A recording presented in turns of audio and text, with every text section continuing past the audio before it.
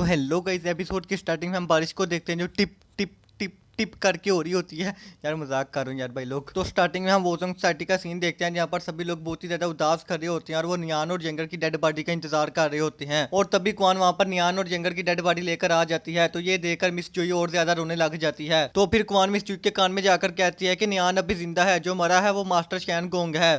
तो मिस चुई को क्वान की बात की कोई समझ नहीं आती और वो जल्दी से बॉक्स को देखने के लिए चली जाती है। तो वो जब बॉक्स को ओपन करके देखती है तो उसे पता लगता है ये तो मास्टर शैंग गोंग है। और तभी दुआन कहता है कि मिस क्या हुआ। तो मिस चुई कहती है कि वहीं पर रुको, कोई आगे नहीं आएगा। और फिर वो कहती है कि अच्छा तो ये सब प्लान था, मतलब नियान अभी जिंदा है। और तभी हम नियान और जेंगर को देखते हैं जो घर के बाहर ही होते हैं और ये सब देख रहे होते हैं। और फिर हमें पास्ट का सीन दिखाया जाता है जहाँ पर नियान जेंगर को कहता है कि मुझे क्वान पर भरोसा बिल्कुल भी नहीं है, हमें कुछ अपना भी प्लान तैयार करना होगा। तो जेंगर कहते हैं कि हाँ मुझे भी ऐसा लग रहा है, क्वान थोड़ा अजीब बिहेव कर रही है, अब हमें क्या करना चाहिए। तो नियान यंगर के कान में कहता है कि तुम थोड़ी देर बाद मेरे कमरे में आना। और फिर हम थोड़ी देर बाद यंगर को नियान के कमरे में देखते हैं जहाँ पर नियान मोमबत्ती को जलाकर यंगर के पास जाने लगता है। तो यंगर कहती है कि ये तुम मेरे साथ क्या करने वाले हो। तो नियान कहता है कि मैं तुम्हें हिप्नोटाइज करने वाला हूँ। और वो कहता है कि मैं जब विलेज में था तो मैंने हिप्नोटाइज का सोल्यूशन ढूंढने की बहुत ही ज्यादा कोशिश की, मैंने दिन रात एक करके बहुत ही ज्यादा किताबें पढ़ी, लेकिन फिर भी मुझे उसका कोई सोल्यूशन ना मिला। पर मुझे एक बात का पता चल गया कि अगर एक बंदा पहले से ही हिप्नोटाइज हो तो कोई भी दूसरा उसको हिप्नोटाइज नहीं कर सकता। इसलिए मैंने हिप्नोटाइज करना सीखा और सबसे पहले मुर्गी को और उसके बाद कुत्ते को हिप्नोटाइज किया और अब मैं तुम्हें हिप्नोटाइज करने जा रहा हूँ। तो यंगर कहती है कि अगर वहां पर मास्टर शैंग गोंग आ गया और उसने तुम्हें हिप्नोटाइज कर दिया तो फिर तुम मुझे अनहिप्नोटाइज कैसे करोगे। तो नियान कहता है कि जब आप किसी को हिप्नोटाइज करते हो तो आप उसे पहले ही कमांड दे देते हो कि उसे कब और किस वक्त अनहिप्नोटाइज होना है। और फिर वो कहता है कि इसलिए मैं जब तुम्हें हिप्नोटाइज करूंगा तो मैं तुम्हें कमांड दे दूंगा कि जब मास्टर शैंग गोंग मुझे हिप्नोटाइज करेगा तो तब तुम अनहिप्नोटाइज हो जाना। और फिर नेक्स्ट सीन में हम उस वक्त का सीन देखते हैं जहाँ पर हवलदार उन दोनों का इंजेक्शन लगा रहा होता है। तो नियान कहता है कि शुक्र है यंगर अभी भी हिप्नोटाइज है। और फिर हम उन दोनों को फांसी के वक्त देखते हैं जहाँ पर उनको फांसी होने वाली होती है। तो फिर हम मास्टर शैंगोंग को देखते हैं जो नियान और यंगर को हिप्नोटाइज कर देता है, मगर यंगर हिप्नोटाइज नहीं होती। और फिर नियान जब हिप्नोटाइज होकर सो जाता है तो यंगर अनहिप्नोटाइज हो जाती है। और तभी शैंगोंग ये देखकर हैरान होता है कि क्या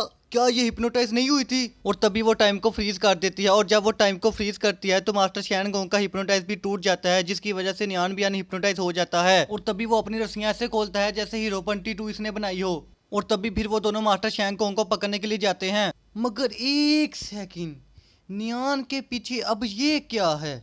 भाई लोग ये बंदा नियान के पीछे से इतनी स्पीड से गुजरता ना कि नजर बिल्कुल भी नहीं आता। लेकिन भाई लोग ये मेरी चील वाली आंखों से ना बच सका। मैं जब रिकॉर्डिंग कर रहा था तो मैंने इसको पकड़ लिया, लेकिन भाई लोग अब मुझे समझ नहीं आई, नियान और यंगर ने टाइम को फ्रीज किया हुआ था तो फिर ये बंदा इतनी स्पीड से उनके पीछे से कैसे गुजर सकता है। और इसके व्हाइट कपड़ों से मुझे लगता है कि ये बंदा खलनायक अंकल ही होगा, क्योंकि खलनायक अंकल ही व्हाइट कपड़े पहनते हैं और उन्होंने ही मिस जुई को 2 वर्ल्ड के बारे में बताया था। एंड भाई अब आप लोग मुझे बताना कि आप लोगों को ये बंदा कौन लगता है। मुझे तो ये खलनायक अंकल ही लगता है। और तभी नियान को भी एहसास होता है कि उसके पीछे से कोई गुजरा है, मगर वो उसको इग्नोर कर देता है। देखा भाई लोग, नियान के पास भी चील वाली आंखें हैं, मैं ही नियान का मिरर सेल्फ हूँ। और फिर यंगर मास्टर शैंगोंग के पास जाती है और कहती है कि 10 साल पहले भी मैंने तुम्हें मारने की कोशिश की मगर तुम बच गए, लेकिन आज तुम नहीं बचोगे। और फिर यंगर एक जगह नियान का पुतला रखती है और दूसरी तरफ मास्टर शैंगोंग को। तो जब ब्लेड गिरते हैं तो मास्टर शैंगोंग का सर दर्द से अलग हो जाता है। तो गाइस आई होप अब आप लोगों को स्टोरी समझ आ गई होगी कि नियान और यंगर कैसे बचे। और फिर सीन वापस से प्रेजेंट पर शिफ्ट होता है जहाँ पर यंगर नियान को कहती है कि मैंने उस टाइम वॉच को बहुत ही ढूंढा मगर वो शैंगोंग के पास नहीं थी,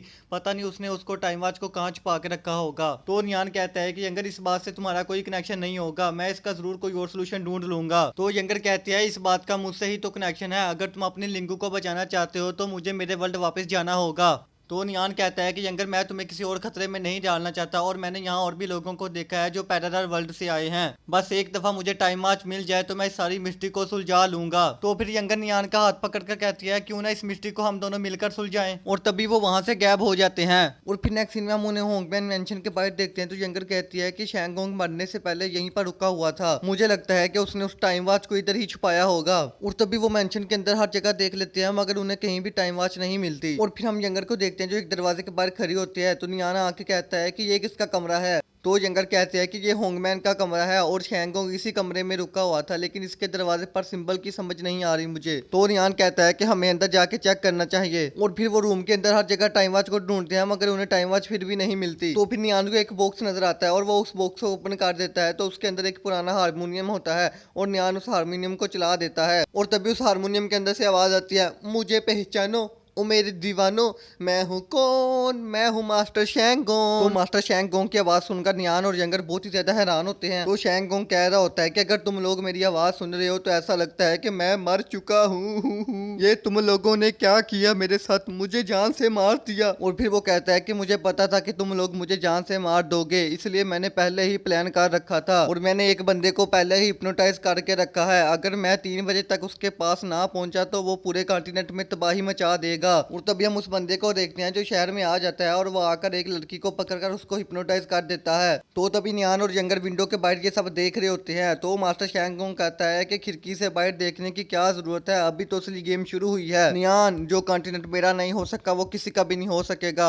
अब ये लोग एक एक करके एक दूसरे को हिप्नोटाइज करने लग जाएंगे और मरने मारने पर उतर आएंगे। लेकिन नियान, मेरी एक आखिरी ख्वाहिश थी कि तुम दोनों गेस्ट बनकर मेरे घर पर आओ और मैं तुम दोनों की खातिरदारी करूं, लेकिन अब तो मैं मर चुका हूं। लेकिन मेरी अब भी यही ख्वाहिश है, क्या तुम मरे हुए बंदे की ख्वाहिश नहीं पूरी करोगे? क्या तुम मेरे घर पर नहीं आओगे? मेरी फैमिली का नाम डोंगा फैमिली है और वो इस जगह से कुछ किलोमीटर दूर एक आइलैंड पर है। जब तुम मेरे घर पर आओगे तो तुम्हें एक गेम खेलनी होगी। मुझे बचपन से ही गेम खेलने का बहुत शौक था, लेकिन कोई भी मेरे साथ नहीं खेलता था। अब मैं तुम्हारे साथ खेलूंगा। अगर तुम उस गेम को जीत गए तो ये सब कुछ यहीं पर ही बंद हो जाएगा और मैं तुम्हारी टाइम वॉच भी तुम्हें वापस कर दूंगा। और अगर तुम हार गए तो ये पूरा का पूरा कॉन्टिनेंट तबाह हो जाएगा। और फिर हम शहर का सीन देखते हैं जहाँ पर बहुत ही ज्यादा एक्सीडेंट हो रहे होते हैं और तभी हम बिल्डिंग के ऊपर बहुत से ज्यादा लोगों को देखते हैं जो एक एक करके जंप कर रहे होते हैं, मतलब सुसाइड कर रहे होते हैं। और तभी हम एक गाड़ी को देखते हैं जो यंगर की तरफ आ रही होती है। तो तभी यंगर अपने एक हाथ की पावर से उस गाड़ी को रोक देती है और दूर फेंक देती है। और फिर हम क्लब, कसिनो, हर जगह का सीन देखते हैं जहाँ पर सब लोग एक दूसरे को मार रहे होते हैं और एक दूसरे की जान लेने पर तुले होते हैं। और फिर दूसरी तरफ के सीन में हम क्वान को देखते हैं जो हारमोनियम को सुनती है। तो अभी वो गुस्से से कहते हैं कि पूरी मिलिट्री फोर्स को यहाँ पर बुला लो, मगर तभी वो कहती है कि रुको। और तभी वो एक एक करके सबको गोली मार के जान से मार देती है और उसके बाद वो खुद को भी गोली मार देती है क्योंकि भाई लोग ये भी हिप्नोटाइज हो गई होती है। और फिर सीन शिफ्ट होता है, हमें वैन बदर का सीन दिखाया जाता है जहाँ पर वो दोनों भाई एक दूसरे को मारने पे तुले होते हैं। और फिर हम इस पूरे कॉन्टिनेंट को देखते हैं जहाँ हर तरफ आग लगी होती है, लोग मर रहे होते हैं, पूरा कॉन्टिनेंट तबाह हो गया होता है। और फिर सीन शिफ्ट होता है, हम नियान और यंगर को देखते हैं जो फ्लैश बन के बहुत ही ज्यादा स्पीडों में पानी के ऊपर भाग रहे होते हैं और वो शेंगोंग के आइलैंड पर जा रहे होते हैं। सो गाइस, आज का हमारा एपिसोड यहीं पर खत्म होता है और इस सीरीज के बाकी पार्ट भी मैंने आज अपलोड कर देने हैं क्योंकि हमने आज इस सीरीज को एंड कर देना है। खत्म, टाटा, बाय बाय। एंड भाई, अगर तुम लोग इस सीरीज का एंड आज ही देखना चाहते हो तो उसके लिए तुम लोगों को मेरे चैनल को सब्सक्राइब करना पड़ेगा और कुछ भी नहीं। टाटा, बाय बाय, टुरुरु। Desvíes la mirada, quédate cerca de mí.